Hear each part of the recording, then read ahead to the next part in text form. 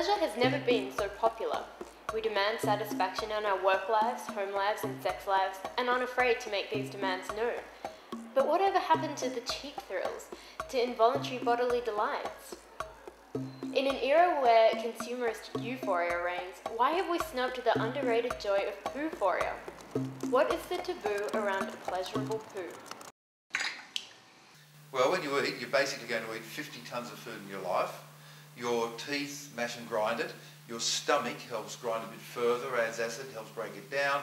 Then various things get absorbed along the pathway as it goes through your gut.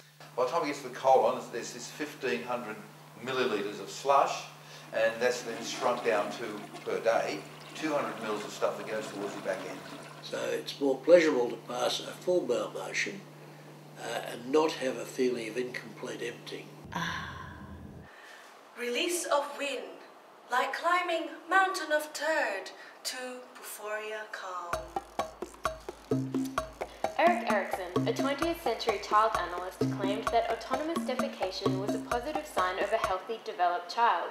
But why do we as adults choose to ignore how good it is? Social pressure, isn't it? I mean, you wouldn't say, excuse me now, I want to go to the toilet and pass a bowel motion, would you?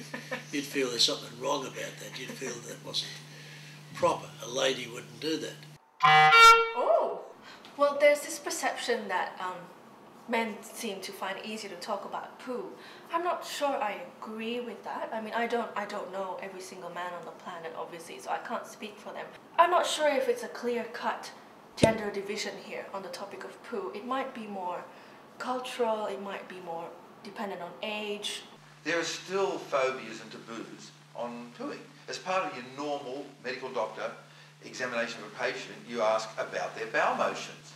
And you say, does it float? And they go, what do you mean, does it float? I don't know. I don't look at it. Why should I look at it? And yet, whether it floats or not, or whether it sticks to the pan or not, these are important diagnostic measures. But there is still a taboo that says you don't look at it, you don't talk about it. Chunky. Maybe it wasn't poo that was the problem. Maybe it was our attitude. There's a real potential there for world peace.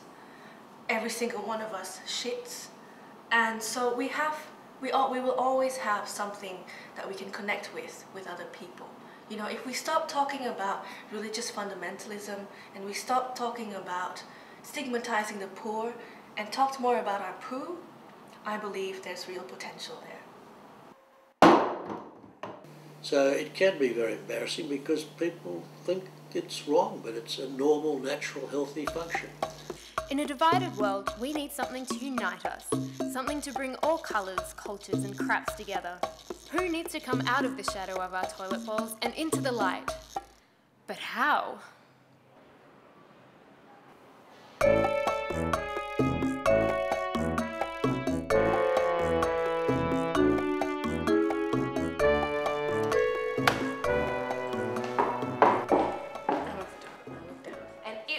Huge. I couldn't believe it. Not so loud. Do you want everyone to hear you? Why not? It was satisfying. It's not polite.